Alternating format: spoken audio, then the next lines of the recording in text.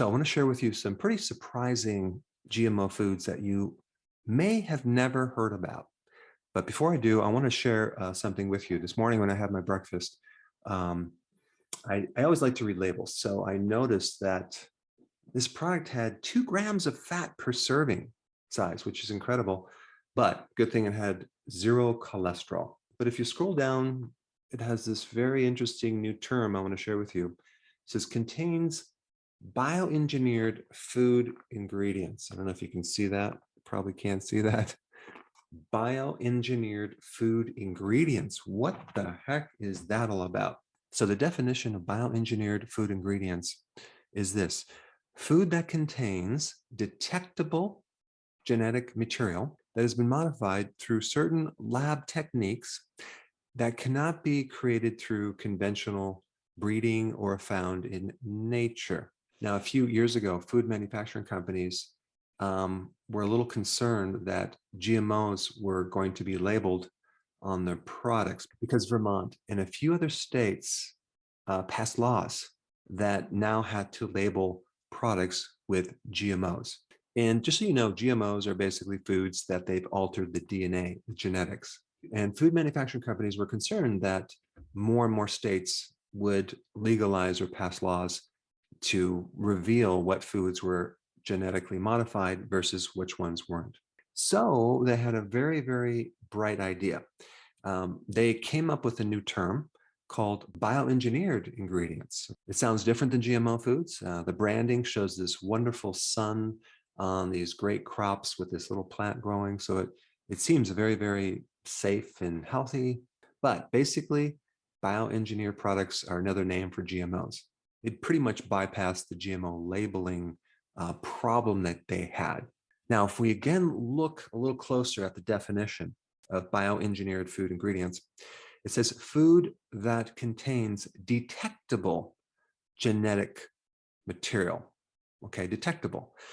Here's the problem. When you process a food, especially when you ultra process a food, like in 70% of all the refined foods out there, this genetic material falls below the radar.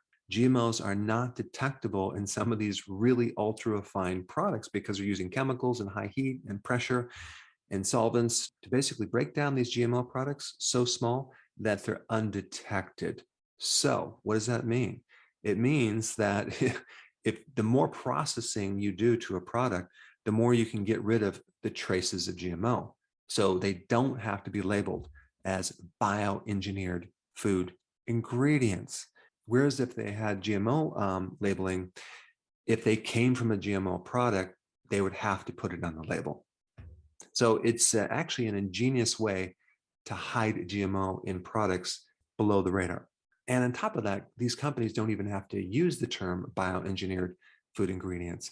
They can use either a QR code, that little barcode that gives a lot more information about a product, that little code that you have to scan with your cell phone, or a phone number that you have to call to get more information if this product was bioengineered or not. So the question is, who has time to scan this barcode or call the number? And most customers, probably 99% of all customers, don't have a clue of what the term bioengineered food ingredients really means. And so now you know what it means. And I really appreciate if you can spread this video to your friends and family far and wide so more and more people can understand what this new term is. All right, let's go back to the main reason for this video, which are surprising GMO foods that you may be eating that you may want to consider not eating. All right, number one, yellow squash. Okay, that is GMO. Now, realize if you're having organic yellow squash, it's not going to be GMO. All right. Number two, beets. Like the vast majority of beets, especially in the US, probably 95% of them are GMO. And that is where we're getting our sugar from as well. So if something says sugar on the label, chances are it's from beets, and chances are it is GMO sugar. All right, number three, papaya is GMO.